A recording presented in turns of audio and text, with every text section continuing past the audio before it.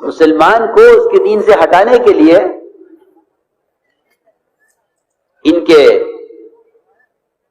معاشی مسائل، ان کے دنیاوی مسائل، ان کے تعلیمی مسائل، ان کے ازدواجی مسائل، ان کے لیے سودی قرضے،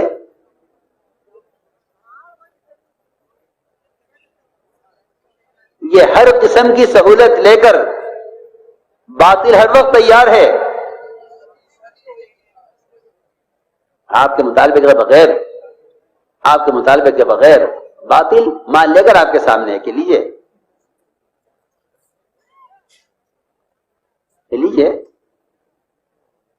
آپ مان لیجئے، دین چھوڑیے، مان لیجئے۔ میرے دوستو عزیزو، لوگ سمجھتے ہیں کہ ہمیں دنیا میں گزارے کے لیے اگر کوئی مدد مل سکتی ہے تو ان سے مل سکتی ہے۔ یہ بات جب پیدا ہوتی ہے جب اللہ کا تاثر دل سے ختم ہو چکے اور اس کے عوامر، اس کے احکام کے ذریعے اس کے خزانوں سے فائدے اٹھانے کے راستے بند ہو چکے، پھر خیال مسلمان کو یہ آتا ہے کہ ان کے ذریعے سے ہمارے مسائل حل ہو جائیں۔ وہ ان کے ذرائع جیسے بھی ہوں گے، حرام ہوں، ناپاک ہوں، جیسے بھی ہوں، مسلمان انہیں اختیار کر لے گا، صرف اس مجبوری میں کہ میرے دنیا میں گزارے کا کیا ہو۔ سودی قرضے جو ایک ایسا ناسور کہا جائے یا گن کہا جائے کہ یہ مسلمان کے دین کو بھلا کر رکھ دیتے ہیں اور مسلمان کے دین کو کھوکھلا کر کے رکھ دیتے ہیں۔ بنی اسرائیل نے فرعونیوں سے ایک شادی کرنے کے لیے مال مستعار لے لیا قرض کے طور پر۔ اچانک شادی آ گئی ہے، مال کی ضرورت ہے، آپ ہمیں قرض دے دیں، ہم شادی کر کے آپ کے پیسے واپس کر دیں گے۔ جی ہاں، ادھر یہ مال لے لیا اور اس مال کی واپسی سے پہلے فرعون غرق ہو گیا۔ اکثریت بنی اسرائیل کی جو گمراہ ہوئی ہے اور بچڑے کی عبادت پر مجتمع ہوئی ہے، اس کی وجہ صرف وہ مال مستعار تھا جو ایک شادی میں استعمال کرنے کے لیے لیا گیا تھا، اور وہ فرعون کے غرق ہونے سے پہلے واپس نہیں کیا گیا۔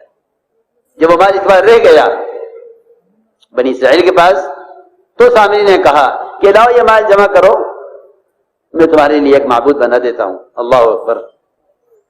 صرف ایک شادی کے لیے لیا ہوا مال، صرف ایک شادی کے لیے لیا ہوا مال اگر اس زمانے میں بنی اسرائیل کی اکثریت کو بچڑے کی بات پر جمع کر سکتا ہے تو آپ ذرا غور کریں کہ کتنی طرف سے مسلمانوں کو مال کی پیشکش ہے۔ کیوں؟ اس لیے نہیں کہ آپ سے محبت ہے، اس لیے نہیں کہ آپ کے کام آنا چاہتے ہیں۔ صحابہ خوب جانتے تھے کہ اگر ان کی طرف سے یہ آفر ہے اور یہ پیشکش ہے تو یہ مجھے میرے دین سے ہٹانے کے لیے ہے۔ اللہ تعالی نے دعوت کی اس محنت پر جو وعدہ نصرت کا کیا ہے، اسی نصرت کی تفسیر یہ ہے کہ یثبت اقدامکم، کہ ہم تمہاری ایسی مدد کریں گے کہ تمہارے قدم دین سے ہٹیں گے نہیں۔ اصل بات یہ تھی۔ عبداللہ حذیفہ رضی اللہ تعالی عنہ اڑ گئے کہ نہیں میں دین نہیں چھوڑوں گا اپنا۔ بادشاہ نے کہا آدھا ملک آپ لے لیجئے۔ عجیب بات ہے، اس زمانے کا مسلمان یہ کہتا ہے کہ ہمیں عہدے ملے تو ہم کچھ کریں۔ محسوس فرماتے تھے کہ ملک و مال سے نہ اسلام کبھی قائم ہوا ہے نہ آئندہ قیامت تک کبھی اسلام ملک و مال سے قائم ہوگا۔ یہ خیال غلط خیال ہے کہ ہمیں اقتدار ملے تو پھر ہم علیہ صاحب سے کہا گیا کہ حضرت مسلمانوں کو اقتدار کیوں نہیں ملتا؟ حضرت عجیب بات فرمائی۔ حضرت نے فرمایا کہ جتنے کام مسلمانوں کے وہ ہیں جن پر انہیں اختیار ہے، جو کم سے کم ان کے بدن سے متعلق ہیں. نماز ان کے بدن سے متعلق ہے، روزہ ان کے بدن سے متعلق ہے، زکوٰۃ ان کے مال سے متعلق ہے، اس پہ کلی اختیار حاصل ہے. روزہ ان کے بدن سے متعلق ہے، حج ان کے بدن سے متعلق ہے. اگر مسلمان ان فرائض کو، ان ذمہ داری کو پورا نہیں کرتا جس پر مسلمان کی اختیار حاصل ہے، تو اللہ تعالیٰ انہیں وہ اقتدار کیسے دے دیں جن پر ان کی اختیار نہیں ہے. اور اس بات کو سمجھنے کے لیے اتنی بات کافی ہے کہ اگر باپ بیٹے کو ایک چھوٹی سی دکان دے کر یہ دیکھنا چاہے کہ اسے تجارت میں اور کام میں کتنی دلچسپی ہے، اور یہ بچہ دکان پر نہ بیٹھے اور اس دکان کو ضائع کر دے، تو آپ ہی بتائیے کیا یہ باپ ایسے بیٹے کو اپنا کارخانہ دے دے گا چلانے کے لیے؟ آسان بات ہے سمجھنے کے لیے. کتنا بھی گیا گزرا عقل سے ہو لیکن یہ غلطی نہیں کرے گا. جو ایک دکان نہیں چلا سکا چھوٹی سی، اس کے مال کو اس نے ضائع کر دیا، دکان کے کرایہ بڑھ گیا، مقروض ہو گیا، دکان نے مقروض کر دیا. یہ اس بیٹے کو کارخانہ دینا پسند نہیں کرتا، تو پھر کسی ملک کا نظام، کسی صوبے کا نظام، کسی علاقے کا نظام تم سنبھال لو. تم کم سے کم پہلے وہ تو سنبھال کے دکھلا دو جس پہ تمہیں اختیار ہے. اس لیے ہم نے عرض کیا ہے کہ سب سے پہلے مسلمان لالچ میں آ کر دین کو چھوڑتا ہے، اس لیے کہ جب اللہ کے خزانوں سے لینے کا یقین اور اللہ کے خزانوں سے بغیر فائدہ اٹھانے کا معمول نہیں رہے گا تو انہیں اپنا دین بیچنا پڑے گا اپنی دنیا کے لیے. دین بیچنا پڑے گا دنیا کے لیے. وہ ہم سے دنیا کا سودا اس لیے کریں گے تاکہ انہیں ان کے دین سے ہٹایا جائے. حذیفہ رضی اللہ عنہ نے صاف فرما دیا کہ میں اپنا دین نہیں چھوڑوں گا. اس زمانے میں نصرانیت کا تصور صرف قلبی ارتداد کے اعتبار سے نہیں تھا. میری بات توجہ چاہے گی بہت. اس زمانے میں نصرانیت کا تصور صرف قلبی ارتداد کے اعتبار سے نہیں تھا، بلکہ معاشرہ، معاملات، اخلاق، عبادات، ہر اعتبار سے اپنے اسلام اور اپنے دین کو ان تمام اعتبار سے نصرانیت اور یہودیت سے اور کفر سے بچایا جاتا تھا کہ تمہارا کوئی ایک فعل بھی، یعنی آپ اندازہ کریں کہ روزہ جو ایک جسمانی عبادت ہے اور جسم کی طہارت کی عبادت ہے. میری بات بہت توجہ چاہے گی. جسم کی طہارت کی عبادت ہے. روزہ جسم کی زکات ہے، جیسا مال کی زکات ہے. اپنے بدن کو پاک کرو گناہوں سے روزے کے ذریعے. اس روزے میں بھی فرمایا کہ ہمیں چاہیے کہ ہم روزے میں بھی یہود کی مخالفت کریں. وہ ایک روزہ رکھتے ہیں، تم 2 روزے رکھو. اللہ اکبر. اب سوچئے کہ جب روزے جیسی عبادت میں ان کی مخالفت کا حکم ہے تو جو چیزیں اسلام میں ہی نہیں ہیں اس میں ان کے مطابقت، ان کی مشابہت کا کیا سوال ہے؟ تم سب اپنی شادیوں میں، اپنے لباسوں میں، اپنی ضروریات زندگی میں ان کے طریقے اختیار کریں اور یہ کہے کہ اسلام تو نماز، فرائض، زکوٰۃ، حج اور روزے کا نام ہے. میں نے عرض کیا کہ یہودیت اور نصرانیت باعتبار پورے دین کے، باعتبار عبادات، معاملات، اخلاق اور معاشرے کے آپ نے فرمایا کہ میرے صحابہ یہ ایسے ہیں کہ یہ سفید بیل کے پہلو میں چند بال سیاہ ہوں، یا سیاہ بیل کے پہلو میں چند بال سفید ہوں، جس طرح یہ الگ ممتاز اور چمکتے ہوئے نظر آتے ہیں، آپ نے قیامت تک آنے والی امت کو ایسا بیان کیا تھا۔ یہ امت کے لیے صحابہ کا تعارف نہیں ہو رہا تھا، بلکہ آپ نے اپنی امت، قیامت تک آنے والی امت کی، قیامت تک آنے والی اپنی امت کے لیے یہ امتیازی شان بیان کی تھی کہ میری امت ایسی ہوگی۔ جو کہہ رہا ہوں میری بات توجہ چاہتی ہے، یہ نہیں تھا کہ یہودی نصرانی کا مطلب یہ ہے کہ مسلمان عقیدے کے اعتبار سے نعوذ باللہ نصرانی ہو جائے، نہیں۔ مولانا عیسیٰ رحمۃ اللہ علیہ آخری حج تھا حضرت کا، آخری حج حضرت کا تھا، جس کے بعد وفات ہوئی، تو حضرت مولانا عیسیٰ رحمۃ اللہ علیہ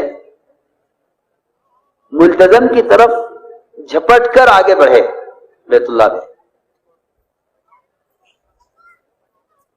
ہمارے ایک حضرت کے مشیر خاص ہمارے علیہ صاحب علیہ کے زمانے کے کام کرنے والوں میں مفتی العابدین صاحب رحمۃ اللہ علیہ، وہ فرماتے ہیں کہ میں نے دیکھا کہ مولانا صاحب لپک کر ملزم کی طرف گئے ہیں، تو میرا دل چاہا کہ میں پیچھے رہ کر سنوں کہ اس وقت مولانا صاحب آخری طواف الوداع کر کے نکل رہے ہیں حرم سے، اس وقت کیا دعا مانگتے ہیں۔ آگے بڑھے مفتی صاحب اور مولانا صاحب علیہ کی دعا پر انہوں نے کان لگایا کہ کیا کہتے ہیں، کیا اس وقت کیا مانگتے ہیں۔ تو مولانا صاحب نے یہ فرمایا دعا میں، اے اللہ، یہ تو سب یہ دعا کرتے ہیں کہ جزیرہ عرب سے یہود و نصارہ کو نکال دے، اے اللہ میں تجھ سے یہ کہتا ہوں کہ تیری نبی کا ایک امتی دنیا میں جس کونے میں بھی رہتا ہے، اے اللہ تو اس کے دل سے یہودیت نصرانیت کو نکال دے اور اس کے دل میں محمد صلی اللہ علیہ وسلم کی محبت پیدا کر دے۔ اے اللہ، یہ دعا کرتے ہیں کہ جزیرہ عرب سے یہود و نصارہ نکل جائیں، اور میں تجھ سے یہ کہتا ہوں کہ مسلمانوں کے دل سے یہودیت نصرانیت کو نکال دے۔ یہ دعا حضرت نے مانگی ملتزم پر۔ یہ دعا کر کے ہٹے حضرت، مفتی نے پوچھا کہ آپ نے یہ دعا کیا دعا کیا؟ حضرت نے فرمایا حضرت نے فرمایا کہ مفتی صاحب،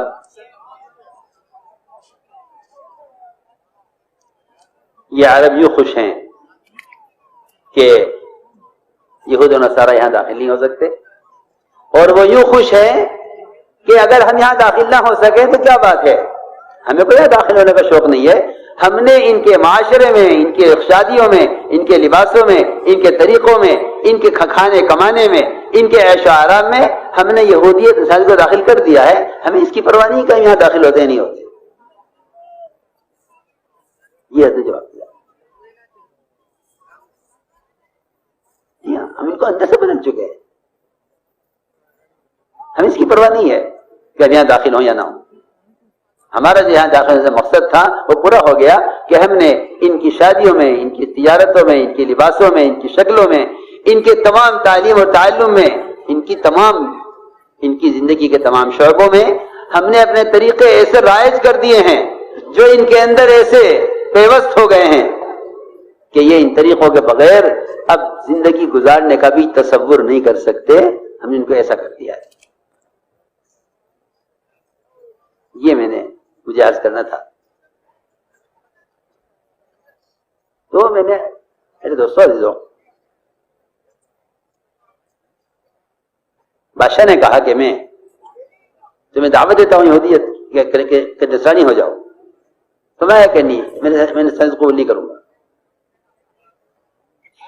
بادشاہ نے کہا کہ تمہیں قتل کروں گا، کہ کرو، ہم تو جان لیے پھرتے اسی کام کے لیے، یہ کام آ جائے اللہ کے دین کے، یہ تو تم نے ہماری اپنی خواہش کی اور ہماری چاہت کی بات کر دی کہ جان لینا چاہتے ہو لے لو، بادشاہ اس امید پر تھا کہ یہ قتل کے ڈر سے اسلام چھوڑ دیں گے.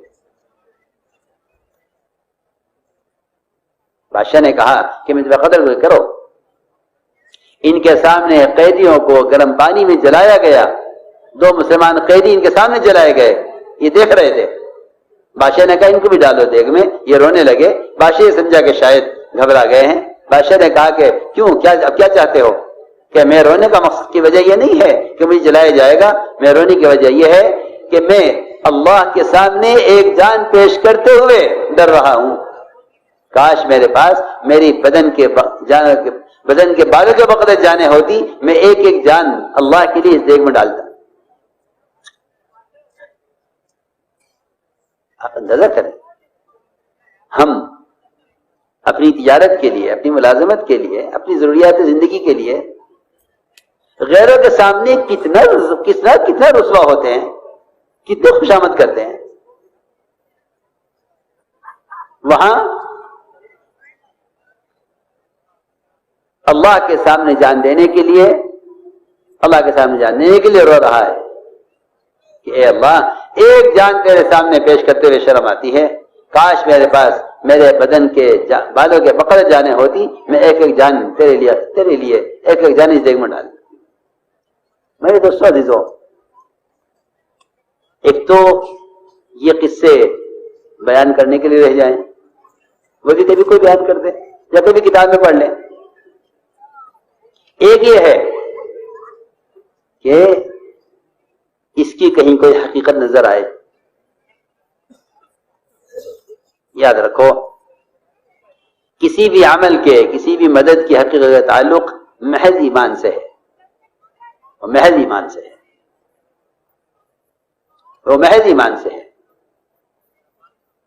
کیونکہ اللہ رب العزت نے ایمان میں یہ تاثیر رکھی ہے کہ مومن نہ اللہ کے غیر سے ڈرے گا، نہ اللہ کے غیر سے امید کرے گا. یہ 2 چیزیں مومن کی اللہ کے غیر سے پوری طرح کٹ جاتی ہیں، امید اور خوف. کیونکہ یہی 2 چیزیں اس کے درمیان انسان چلتا ہے، امید اور خوف. یہ دونوں کا